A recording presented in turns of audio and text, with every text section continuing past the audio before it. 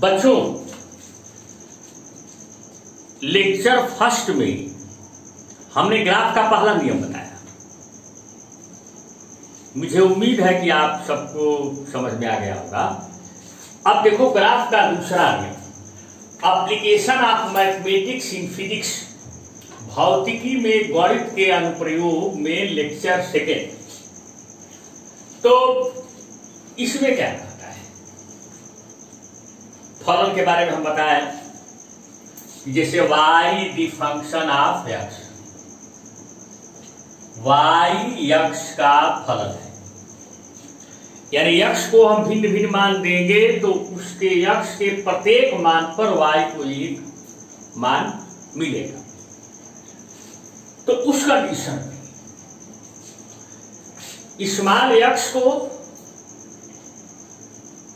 x अक्ष पर और उसके साथ जो y का मान मिल रहा है उसको y अक्ष पर रख करके अगर ग्राफ खींचा जाए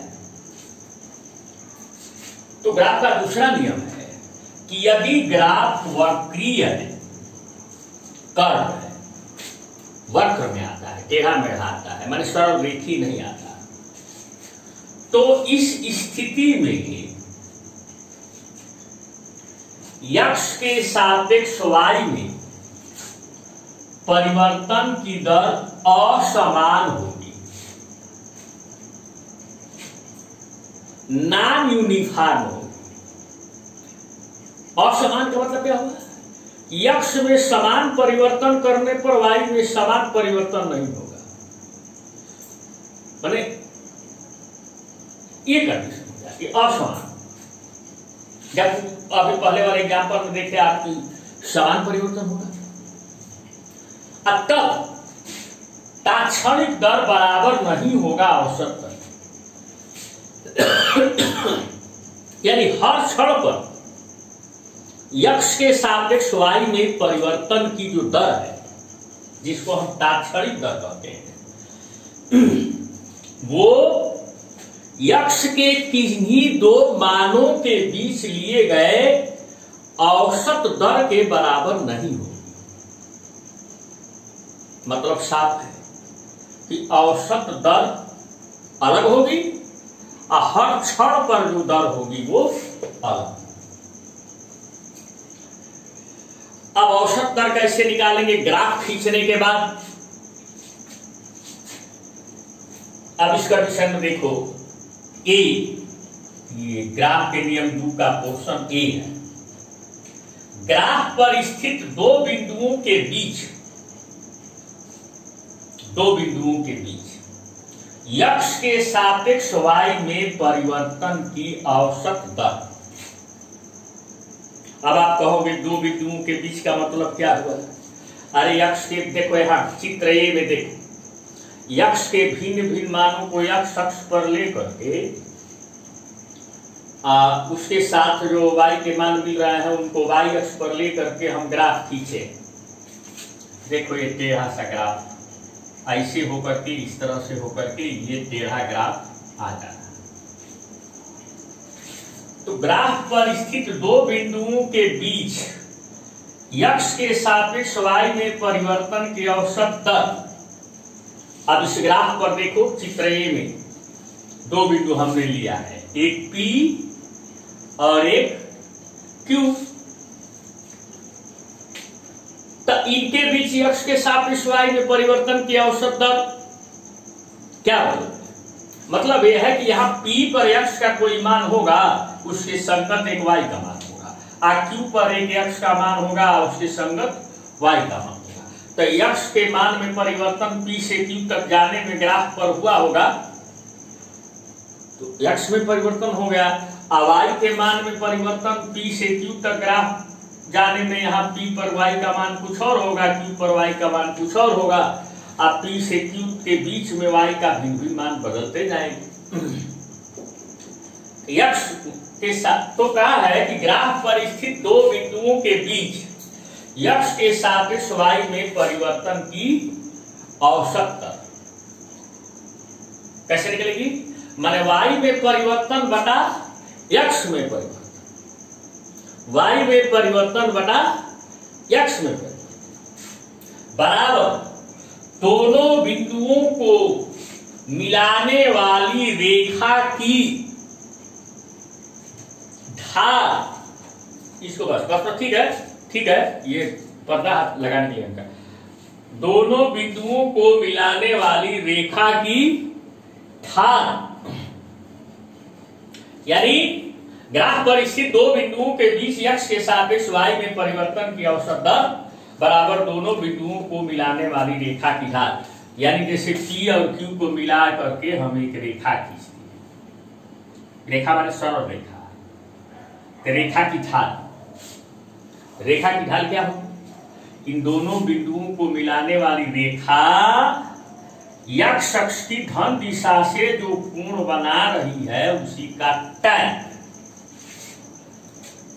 बराबर चित्र ए में tan थीटा। सुन लीजिए, ग्राफ पर स्थित दो बिंदुओं के बीच x के सापेक्ष y में परिवर्तन की औसत दर बराबर दोनों बिंदुओं को मिलाने वाली रेखा की ढाल बराबर चित्र ए में tan थीटा। अब देखो, ये तो दो बिंदुओं के बीच औसत दर की बात हो गई। अब ग्राफ पर स्थित किसी बिंदु पर, माने एक विशेष बिंदु पर तात्क्षणिक दर, माने उस क्षण पर किसी एक बिंदु पर तात्क्षणिक दर बराबर उस बिंदु पर खींची गई स्पर्श रेखा की ढाल बराबर चित्र बी में tan थीटा। यहां चित्र बी देखो बच्चों, नीचे बनाए हुए हैं, ये दिख रहा है ना। तो इस चित्र बी में देखो, x के मानों को x अक्ष पे, y के मानों को y अक्ष पे रख करके और एक ग्राफ खींचा गया है, टेढ़ा सा ग्राफ आया है। और उसके बाद बिंदु P यहाँ पर चित्र बी में है और इस बिंदु से होकर के हमने एक स्पर्श रेखा खींच दिया। और ये स्पर्श रेखा की ढाल कैसे निकालेंगे? x अक्ष की धन दिशा से ये स्पर्श रेखा बिंदु P से जाने वाली स्पर्श रेखा की तरह कोण बना रही है, इसी कोण का tan। तो जब ये tan थीटा निकालेंगे तो बिंदु P पर x के सापेक्ष y में परिवर्तन की तात्क्षणिक दर आपको मालूम हो जाएगी। अब अभी तो लग रहा है राजा रानी की कहानी की तरह, लेकिन आओ हम एक एग्जाम्पल लेकर के आपको हम दिखाते हैं। देखो भाई, एक क्वेश्चन मैंने लिखा है, ध्यान दो। क्वेश्चन, सरल रेखा में गतिमान वस्तु द्वारा चली गई दूरी, चली गई दूरी को स्मॉल यस से दर्शाएं। चली गई दूरी स्मॉल यस, समय t, समय को स्मॉल t से दर्शाएं, पर संबंध यश बराबर टी स्क्वायर के अनुसार निर्भर करती है, जहां समय t को सेकेंड में तथा दूरी यश को मीटर में मापा गया है।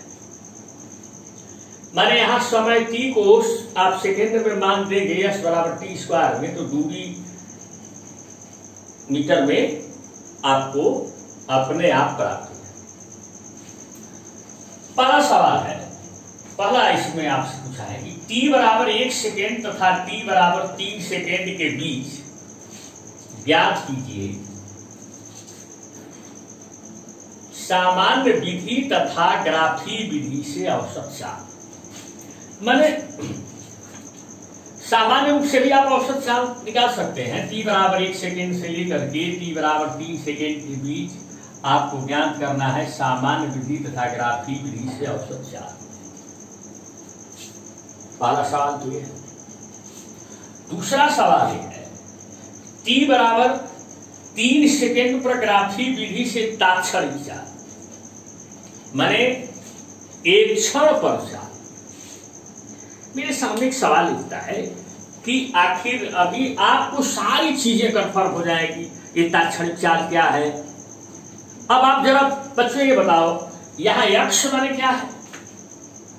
जिस राशि को हम x अक्ष पे दर्शाते हैं उसी को हम पहले स्मॉल x कहते हैं, लेकिन यहां पर स्वतंत्र राशि कौन है, स्वतंत्र चर कौन है? t। टी माने समय, तो हम इसको एक्स अक्ष पे दर्शाएंगे। स्वतंत्र क्यों है? क्योंकि हम अपनी मर्जी से t बराबर 0 सेकेंड, t बराबर 1 सेकेंड, t बराबर 2 सेकेंड, t बराबर 3 सेकेंड मान देते हैं। और हम जब t का मान यहां देते हैं तो उससे t का मान रखने पर हमें यश का एक मान मिलता है, तो हमें पता चलता है कि वह वस्तु कहां है, कितनी दूरी चल सकती है। यस, तो y अक्ष पर किस राशि को दर्शाएंगे? पहले हम बताते हैं स्मॉल y को दर्शाएंगे, लेकिन वह स्मॉल y की जगह पे क्या है? यस। यानी अगर हम स्मॉल t यानी समय को भिन्न भिन्न मान दे करके उसके संगत दूरी के भिन्न भिन्न मान को लेकर के समय के मानों को x अक्ष पे और दूरी के मानों को y अक्ष पे रख करके ग्राफ खींचना है हमें, और हमें ग्राफी विधि से औसत चाप निकालना। अब देखो, हम आपकी सुविधा के लिए पहले इसे लिखते हैं यश बराबर टी स्क्वायर से। देखो, अब यहां यश बराबर टी स्क्वायर में जब टी के जगह पे 0 सेकेंड रखोगे तो 0 का वर्ग बराबर यश बराबर 0 मीटर, और जब टी के जगह पे 1 सेकेंड रखोगे 1 स्क्वायर यश बराबर 1 स्क्वायर, तब यश बराबर 1 स्क्वायर बराबर 1 मीटर। जब t के जगह पे 2 सेकेंड रखोगे यहां पर तो 2 स्क्वायर माने 4, यश बराबर 2 स्क्वायर माने 4। अब एक सरल रेखा में हम गति को दिखा दिए, देखिए ऐसी गति हो रही है। तो अब देखो, जब हम 0 सेकेंड माने हैं तो 0 सेकेंड जब से समय का मापन शुरू किया है, 0 सेकेंड पर कहा है 0 मीटर का पत्थर गड़ा हुआ है। यहाँ पर मान लो सड़क है, पत्थर गड़ा हुआ है। 1 सेकेंड पर 2 मीटर, तब पहला 1 सेकेंड में कितनी दूर चली? 2 मीटर, 2 मीटर चल गई। अब देखो, जहां से हम समय का मापन प्रारंभ किए थे वहां से 2 सेकेंड के बाद कहां पर पहुंच गई है? 4 मीटर। 1 2 3 4, यही 2 सेकेंड पर 2 स्क्वायर 4। तब अगले 1 सेकेंड के अंतराल में, यानी 1 सेकेंड से 2 सेकेंड के बीच में क्या मीटर चाहिए? देखो, यहां से 4 मीटर में से, यहां से 4 मीटर में से यहां से 2 मीटर घटा,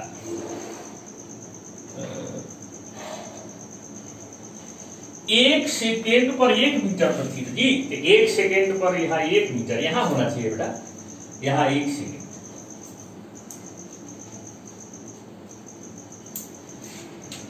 तो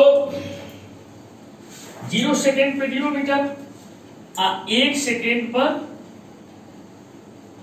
1 मीटर, क्योंकि यहां पर t बराबर 1 सेकेंड पर यश बराबर 1 स्क्वायर बराबर 1 मीटर। तब पहले 1 सेकेंड में कितना गतिमान वस्तु चली है? केवल 1 मीटर। अगले 1 सेकेंड में, माने यहां से 2 सेकेंड में से 1 सेकेंड हटा दो तो कितना मिला? अगला 1 सेकेंड में कितना चली है? यहां से 4 मीटर में से यहां से 1 मीटर हटा तो कितना चली? 3 मीटर। तब पहले 1 सेकेंड में 1 मीटर चली, अगले 1 सेकेंड में 3 मीटर चली। अब 2 सेकेंड से 3 सेकेंड के बीच में 3 सेकेंड, तो 3 सेकेंड पर कहा है? t बराबर 3 सेकेंड पर 9 मीटर। 3 सेकेंड पर 9 मीटर वाली पोजीशन पे है। यहां से 9 मीटर, जहां पत्थर गड़ा है, पत्थर क्रम से गड़ा होता है, मान लीजिए यहां से 9 मीटर वाली के ऊपर 3 सेकेंड। तो तीसरे सेकेंड में कितना चली? तो यहां से 3 सेकेंड में से यहां से 2 सेकेंड हटा दोगे तो टाइम इंटरवल हुआ यह 1 सेकेंड, और यह 1 सेकेंड में से यहां से 9 मीटर में से यहां से 4 मीटर घटा दोगे तो कितना? 5 मीटर। तब पहले 1 सेकेंड में 1 मीटर, दूसरे 1 सेकेंड में 3 मीटर, और तीसरे 1 सेकेंड में 5 मीटर। इसका मतलब कि समान समय में समान दूरी गतिमान वस्तु द्वारा नहीं चली जा रही, यानी यह चाल असमान है। यानी समय के सापेक्ष दूरी में परिवर्तन की दर को चाल कहते हैं। यह समान नहीं है, ये समान समय में समान दूरी नहीं है, यह असमान है। अब क्या यह जरूरी है कि पहला 1 सेकेंड में 1 मीटर चली है तो पहला 1 सेकेंड में उसकी चाल 1 मीटर पर सेकेंड हुई होगी? कोई गारंटी नहीं।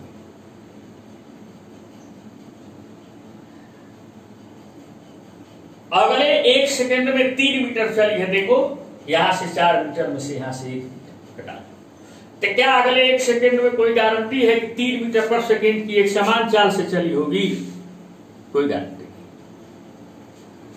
अगले 1 सेकेंड के टाइम इंटरवल में यहां से यहां तक 5 मीटर चली है, तो क्या जरूरी है कि फट से यहां 2 सेकेंड से 5 मीटर पर सेकेंड की स्पीड बढ़ गई होगी, आप भर दे और वही 5 मीटर पर सेकेंड की स्पीड से लगातार चली होगी?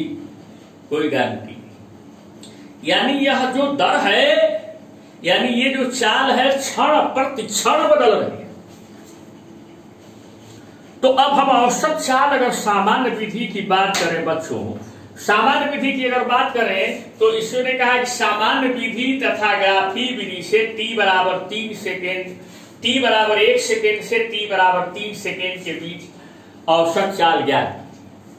तो मान लीजिए हम सामान्य विधि की बात करते हैं, ग्राफी विधि थोड़ी देर बाद हम अभी ग्राफी विधि आपकी बात करेंगे, बनाएंगे। तो t बराबर 1 सेकेंड से t बराबर 3 सेकेंड, तो समय अंतराल कितना है?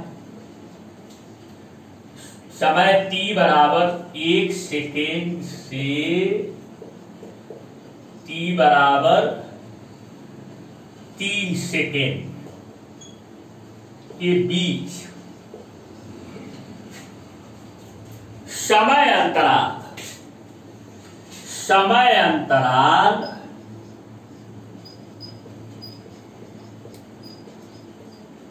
डेल्टा, ऐसे अंतराल को ऐसे बताते हैं डेल्टा टी। तो यहां से 3 सेकेंड में से यहां से 1 सेकेंड हटा, तो 3 सेकेंड माइनस 1 कितना आया? 2 सेकेंड। माने इतने में समय लगा है 2 सेकेंड। और चली गई दूरी,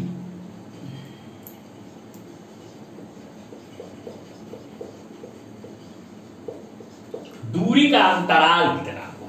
अंतराल इंटरवल मतलब ऐसे डिस्टेंस का हुआ, ये क्या है? Delta S. तो 3 सेकेंड पर यहां से कहां गई है? 9 मीटर पर। और 1 सेकेंड पर कहां पे है? 1 मीटर। तो यहां से 9 मीटर में से 1 मीटर घटा दो, तो कितना होगा?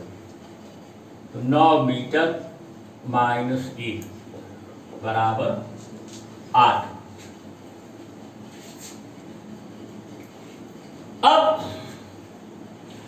अब चाल, औसत चाल, एक औसत चाल आप निकाल लो सामान्य विधि से, जिसकी बात अभी मैं कर रहा था। इस सामान्य विधि से औसत चाल निकाल देख, तो औसत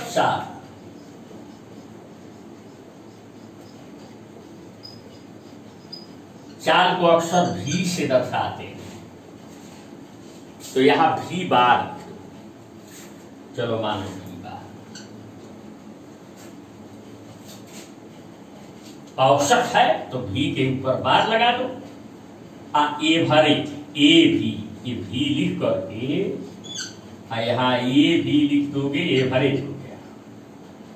एवरेज का लिखने के ऐसे भी बार लिखे ही है, हो गया औसत चाल। बराबर कुल चली गई दूरी, तब कुल चली गई दूरी कितनी है? 8। अब कुल लिया गया समय 2 सेकेंड, कितना हुआ? 2 चौको 8, 4 मीटर प्रति। अब 4 मीटर पर सेकेंड का मतलब हुआ, ये कह रहा है कि 1 सेकेंड से लेकर के और 3 सेकेंड के बीच में या 4 मीटर पर सेकेंड की चाल से चली है नहीं, एक अनुमान है कि अगर 4 मीटर पर सेकेंड की एक समान चाल से भी चलती, एक ही चाल से चलती यहां से, तो भी यह यहां पहुंच जाती 2 मीटर 1 सेकेंड में, या 2 मीटर 1 सेकेंड में, 2 सेकेंड में 8 मीटर पहुंच जाती। लेकिन ऐसा हुआ तो है नहीं, उसकी चाल तो क्षण प्रतिक्षण बदल रही है। अब इसको हम ग्राफ से कैसे दिखाएंगे? क्या यही हम ग्राफी विधि से निकाल सकते हैं कि नहीं? तो देखो बच्चों, यही औसत चाल हमें निकालना है ग्राफ से। तो ग्राफ हमने बनाने के लिए पहले ही से देखो यह एक्स अक्ष बना लिया है और ये वाई अक्ष बना लिया। तो समय को एक्स अक्ष पे दर्शाना है, तो बराबर बराबर दूरी पर, जैसे समय 30 सेकेंड में 1 सेकेंड 2 सेकेंड 3 सेकेंड एक्स अक्ष पे समय हो गया, और वाई अक्ष पे दूरी देखो बराबर बराबर दूरी पे हमने गैप बनाया है थोड़ा, 1 मीटर 2 मीटर 3 मीटर, थोड़ा सा यहां गलत बना दिए हैं, 4 मीटर 5 मीटर 6 मीटर 7 8 9 10 बराबर बराबर। अब क्या हम अभी इसके पहले वाले सवाल में अभी आप देखे हैं कि 0 सेकेंड पर कहां थी वस्तु? 0 मीटर। 1 सेकेंड पर कहां थी? 1 मीटर। 1 सेकेंड समय पर 1 मीटर।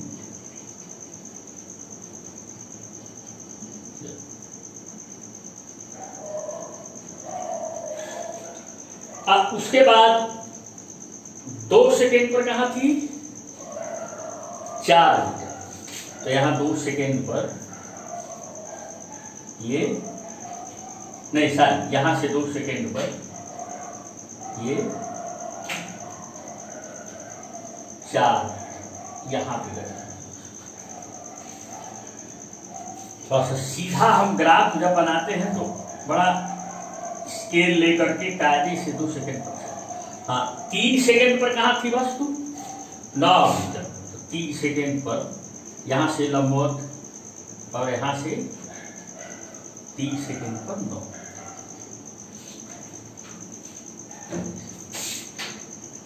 कोई स्केल तो लिए नहीं बच्चों, हम ऐसे अंदाज देखो। अब इस सारे बिंदुओं को मिला तो मिलाऊंगी,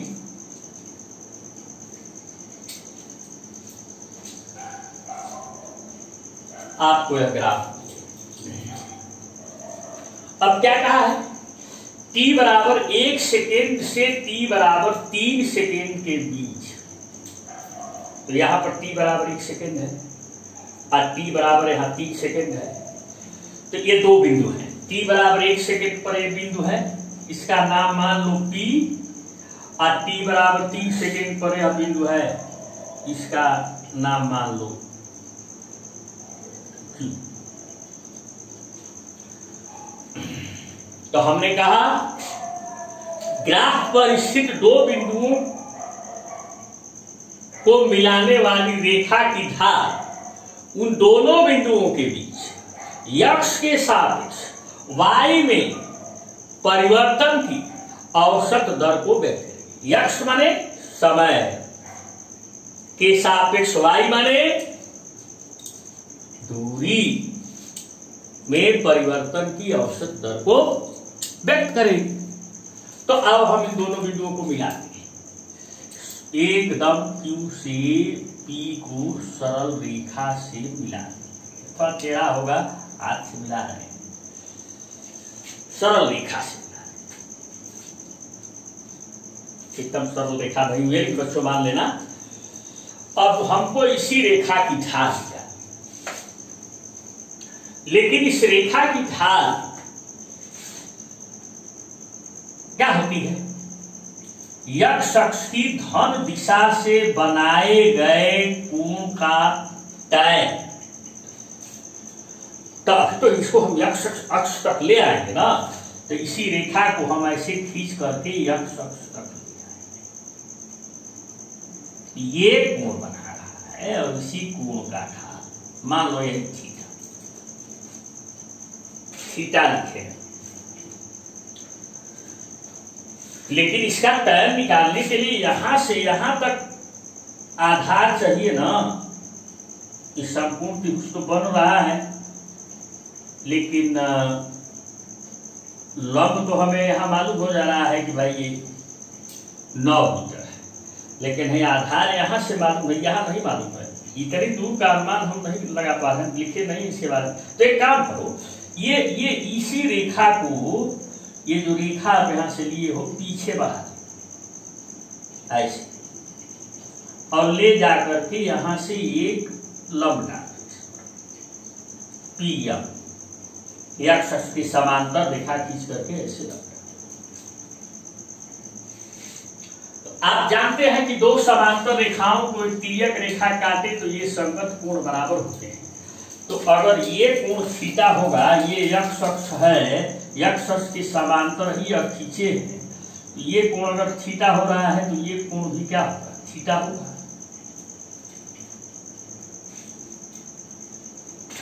अब देखो औसत 40 सामान्य विधि से 4 मीटर पर सेकेंड आई है। अब ऐसे भी हम निकालेंगे तो 4 मीटर पर सेकेंड आएगी कि नहीं? ग्राफी विधि से निकाल रहे। देखो तो tan थीटा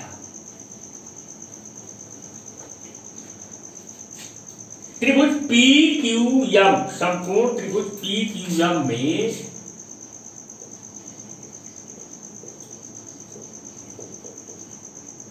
औसत चाल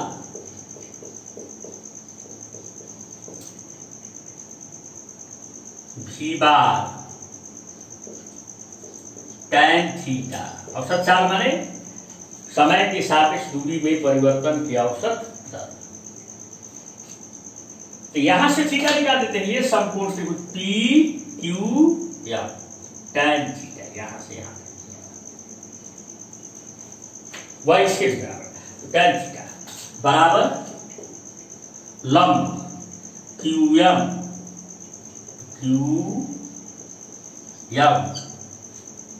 बटे आधार, ये संपूर्ण त्रिभुज ले रहा है ना, ये वाला।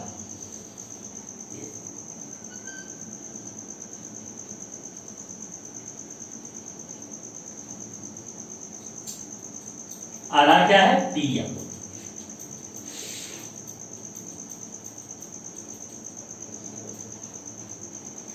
तो QM क्या होगा बच्चों? यहां से लेकर के और यहां तक 9 मीटर है। आप उसमें से यह 1 मीटर हटा दोगे तो यहां से यहां तक हो जाएगा 8। ये यहां से यहां, ये और यही ये भी है, तो 8 मीटर हो गया। और यही डेल्टा एस हो गया। और ये यहां से यहां तक 3 है और यहां से यहां तक 1 है, तो 3 में से यह 1 हटा दो तो ये 2 हो गया, तो यही 2 हो गया, तो ये 2 सेकेंड। तब QM कितना हो गया? 8 मीटर। अब PM कितना हो गया? PM 2 second. कितना आ गया? 2 चौको 8, 4 मीटर। तो आपने देखा कि सामान्य विधि से भी अगर हम औसत चाल निकाल रहे हैं तो हमें मिल रहा है लगभग औसत चाल माने कुल चली गई दूरी बटे कुल लिया गया समय, तो 4 मीटर पर सेकेंड आया है। और अगर हम समय और दूरी के बीच ग्राफ खींचेंगे और ग्राफ खींचने के बाद ग्राफ पर स्थित 2 बिंदुओं को मिलाने वाली रेखा की ढाल निकाले हैं तो भी आया है 4 मीटर पर सेकेंड। तो हमारा नियम सही है कि ग्राफ पर स्थित दो बिंदुओं को मिलाने वाली सरल रेखा की ढाल उन दोनों के बिंदुओं के बीच x के सापेक्ष y में परिवर्तन की औसत दर को व्यक्त करती। हम x के सापेक्ष कहते हैं तो आप कहते हो कि तो बार बार कह रहे हैं x के सापेक्ष लिखे हैं समय थी। अरे x कहने का मतलब जो भौतिक राशि x पे रखे हुए क्या समय के सापेक्ष y में, y माने जो भौतिक राशि y पे रखे हो, y x पे, y माने दूरी में परिवर्तन की औसत दर आप निकाल। तो हमारा ये नियम सही है। अभी तात्क्षणिक दर की बात है, तो इसी ग्राफ से आप देख सकोगे कि हम बताए हैं कि तात्क्षणिक दर हम निकाल सकते हैं बड़ा सिंपल वे में, किसी भी बिंदु पर। ये ग्राफ है, चलो इस ग्राफ का ये पोर्शन हम हटा दें, ये ग्राफ का ये सब पोर्शन हम हटा देते हैं। ग्राफ हमने खींचा था, ग्राफ जस्ट का तस, ये सब हटा दें।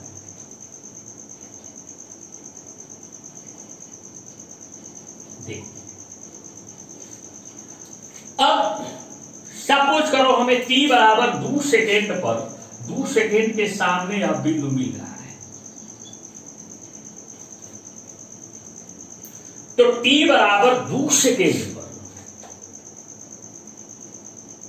समय के सापेक्ष यानी दूरी में परिवर्तन की तात्क्षणिक दर माने उस क्षण पर चाल क्या हो।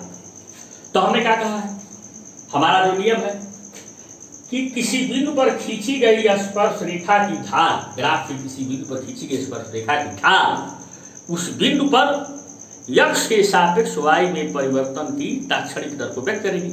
यानी अगर हम x माने यहाँ समय के सापेक्ष, y माने दूरी में तात्क्षणिक दर अगर निकालनी हो, तात्क्षणिक चाल निकालनी हो, तो t बराबर 2 सेकेंड पर अगर हमें तात्क्षणिक चाल निकालनी हो तो इस ग्राफ पर स्थित जो बिंदु है जो t बराबर 2 सेकेंड पर पड़ता है के सामने, यहां से हम इस ग्राफ पर स्पर्श रेखा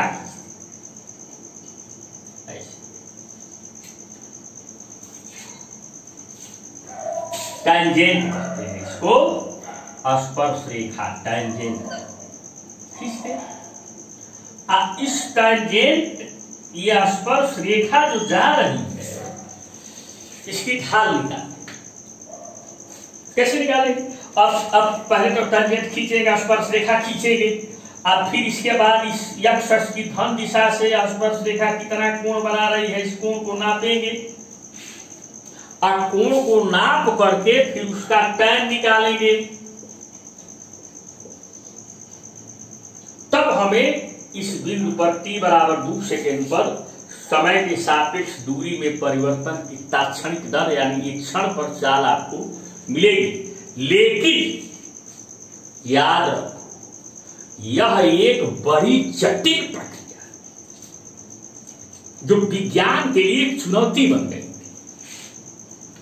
एक सवाल को लगाने में घंटों लग जाते। एक तो ग्राफ खींचो,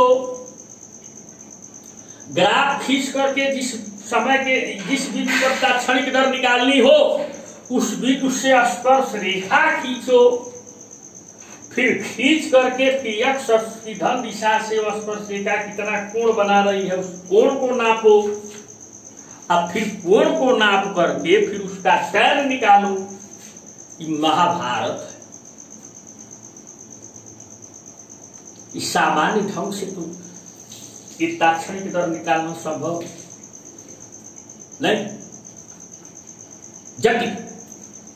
इसी पर न्यूटन ने विचार किया और एक नई प्रकार की गणित दिया जिसका फिजिक्स में बड़ी सुंदर उपयोगिता है, अवकलन, डिफरेंशिएशन। तो ये तात्क्षणिक दर निकालने की जो ग्राफी विधि है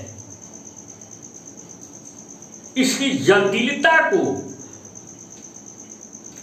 मद्देनजर रखते हुए हमें अब इसी तात्क्षणिक दर वाली समस्या से निपटने के लिए ग्राफ के ही नियम के अंतर्गत हमें अवकलन यानी डिफरेंशिएशन के प्रारंभिक ज्ञान की आवश्यकता होगी और इसको हम अगले लेक्चर में बताएंगे। धन्यवाद।